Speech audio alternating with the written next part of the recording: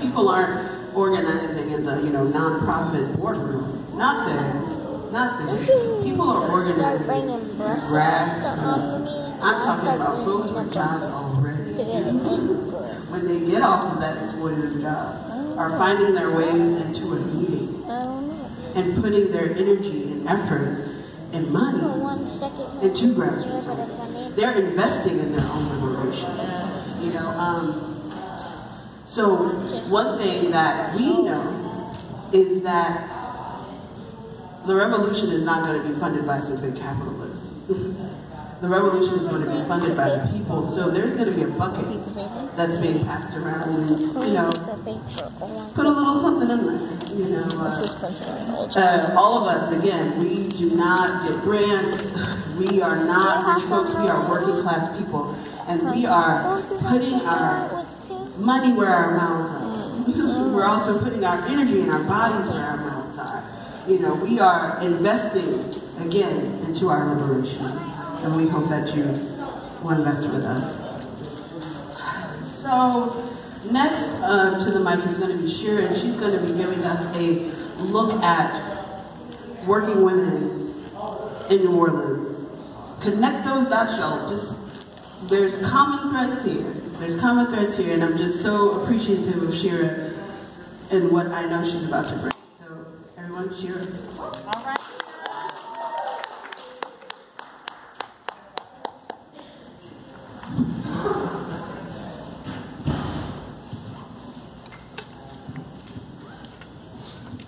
How you doing? All right, great. I've got to start by with this saying that was made popular to me by one of my sisters and my elder, Sparks Rich, that says, when we fight, we win. When we fight, we win. Yes. When we fight, we win. All right, y'all got it. So I need y'all to remember that, because I'm saying it periodically. But I say this because it is very necessary that we know that even though we may have become accustomed to bleak conditions, that they do not have to continue, and that they will not continue as soon as we unify and combat them together. So I say to you, when we fight, we win. Thank you. What is the current state of material conditions for working class women? What is life like for working women in New Orleans? Let's be clear. The capitalist ruling class intends to have their foot on the neck of all of the working class. Whether you are working in the home, outside the home, or both. Whether you are male, female, trans, queer, black, white, Asian, Native American, Latin American, immigrant, or any variation of the sort. But at the bottom of the bottom, in terms of the lowest wages and the discriminatory practices, you'll find black women. You'll find trans women, queer women, and immigrant women. Imagine waking up at 4:30 in the morning. After having slept about 4 hours. You and your 2 children are sharing a room in a 3-bedroom apartment with 2 other roommates. You wait at 4:30 to get your children ready to catch a bus at 5 a.m. because both of them are being bused across the city to different schools. And as they're being bused, you are getting ready for work. You walk to the bus stop. You wait an hour for a bus that should have come in 20 minutes. You work an 8-hour shift at a minimum wage job, and though you have a bachelor's degree, you are subjected to verbal and sometimes sexual assault by your boss, and at the end of your shift, you are told that you must work a double. And so now, instead of going home and resting and tending to your children, you must now scramble to try and find someone to take care of your kids while you work. And if you do not, you can find yourself without a job and therefore unable to pay your bills. You got a brush? Not with a brush. You hope that when you get off, the last bus will still be running. Because if it stops running, then you're stranded and either have to walk home or wait hours for the bus to start running again. And at the end of the month, you are forced to choose between food, shelter, or succumbing to a predatory loan by payday loans. A personal experience I had was I was downtown one time about 1 o'clock, and I saw this woman sitting on a bus at the bus stop, and there was a man sitting right beside her, harassing her. And so I asked her, you know, how long would it be before the bus comes? And she said the bus wouldn't come until about 4 o'clock that morning. That's when it's supposed to come. And so she's going to be sitting from 12 a.m. to 4 a.m. if the bus comes at 4 a.m. And so I took her home because the man that was sitting beside her, he wasn't right. So I didn't know what was going to happen, so I took her home. But I said that to say these are very real circumstances. And just because you don't experience that does not mean that it is not real for someone else. And some people's circumstances may be less, and some may be even more extreme than what I've just outlined for you. But let us not forget that when we fight, we win. Thank you. So in my research, I found that nothing was gained for the working class without a fight. Without collective and collaborative efforts towards change. The 40-hour work week, that 8-hour work day that Meg was just talking about that she doesn't get, those things were won in 1938. Along with it came a minimum wage and an end to child labor. And prior to these advancements were hundreds of accidental deaths. Working class people were working themselves to death. How are these advancements won? By people power, unifying, agitating, and organizing. Without the efforts of these people, largely radical revolutionary women, there'd be no minimum wage.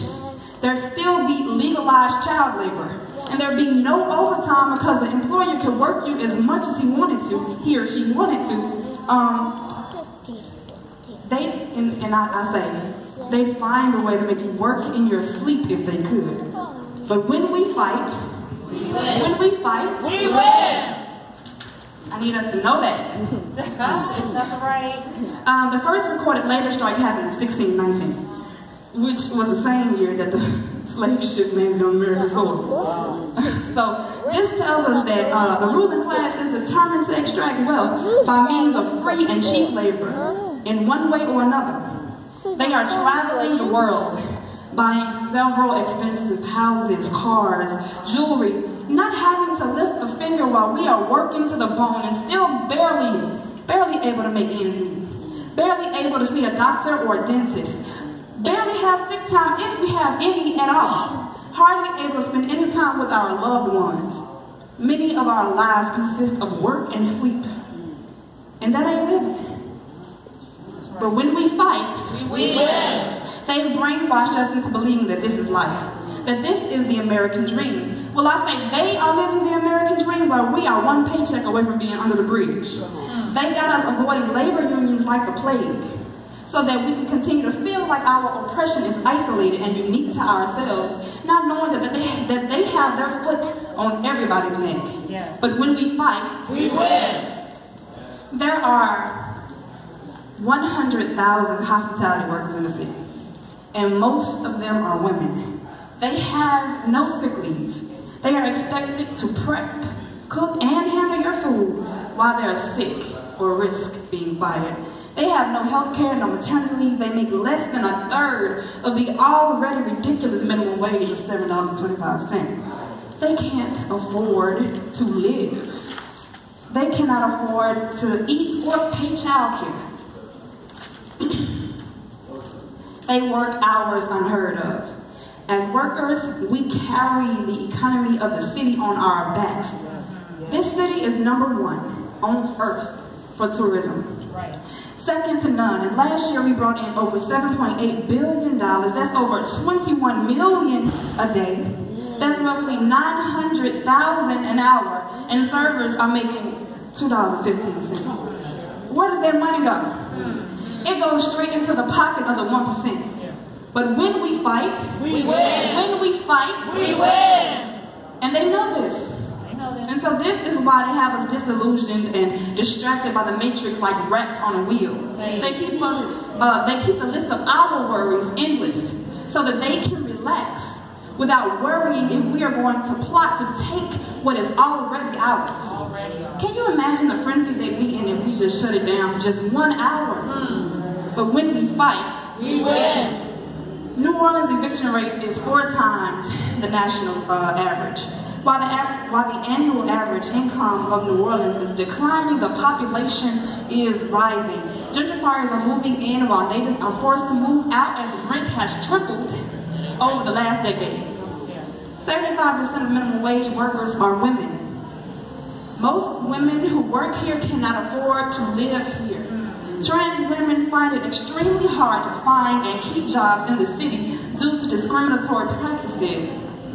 The population is 60% black and 52% female. And history has shown us that women are powerful. Women are radical, women are revolutionary, and women are our alchemists. Yes, yes. As Angela said, the creative beings. When we fight, we win. Unemployment rates are rising. The income gap between black women and white men is the largest in the country. Annual income is less than the national annual income. Men are making over 1.5 times more than women. Men on average make $20,000 more than their female counterparts. And get this, a high school male dropout will make more than a woman with college education. What they do that? Yeah. Got you thinking you're nice, calm, articulated, assimilated, and educated self will have some success. The American dream. Our education and our attack means nothing when it stands against capitalistic, white supremacist system of heteropatriarchy. When we fight, we win. Black, Native, and immigrant workers are paid significantly less than everyone else. 89,000 people, or a third of our population, lives below the poverty line. That is 10% above the national average. New Orleans has the largest demographic of people living in poverty. 80% of the black population is at or below poverty. 13,000 white people live below poverty, while 74,000 black people are living below poverty. When we fight, we win. Crime and homicide rates are rising. Along with heart disease, the lifespan of black people in this city is significantly less than whites, largely due to poverty, structural racism, and racial terror. Female poverty in New Orleans is 5% above the national average, and black poverty is 20% above the national average. Black unemployment is 2.5 times more than white unemployment. Black women are amongst the most educated group and the most impoverished group. When we fight, we win. For every one white woman who has died during pregnancy, you have 4 black women who have died. For every one miscarriage that a white woman will have, a black woman will have 2. Largely due to stress, income inequality, structural racism, and residential segregation, black women are 55% more likely to go to prison.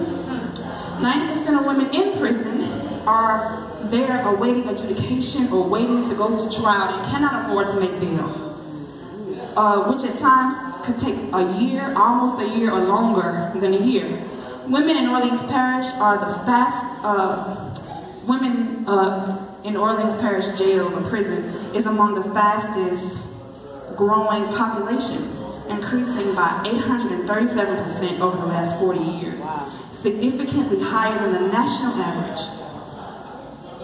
80% of incarcerated women are their children's sole caregiver and have committed low-level crimes. We've recently dropped from number 1 to number 2 of the most incarcerated city, of the most incarcerated state, of the most incarcerated nation in the world. All by design, all for profit, all for working class demise and ruling class profit. When we fight, we win. The rich capitalist ruling class are extracting wealth from us like parasites that are determined to suck us dry. In many cases, for every dollar we make, they are making hundreds, thousands, tens of thousands, and more. Some of them are banking $1 million a day as they are paying their workers $7.25, and they offer them no health benefits. They make more in 1 hour than many of us make in 1 year. How? by stealing from us. They don't give a damn about us. We have got to take what we want.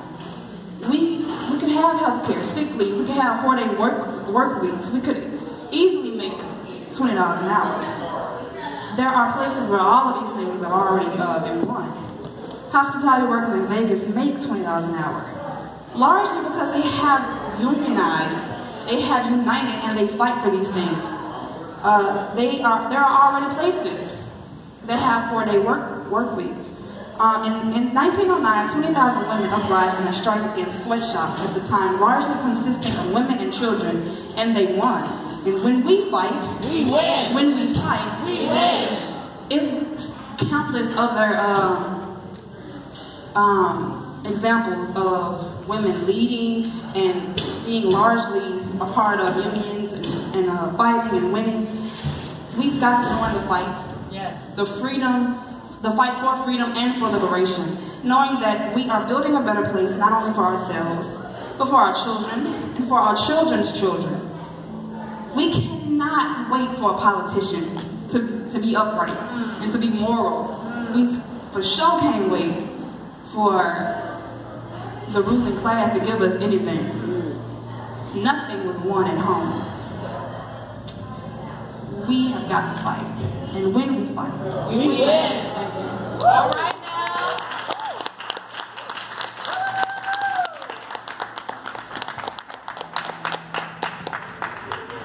Thank you, Shira. Yes. Thank you to all of our speakers.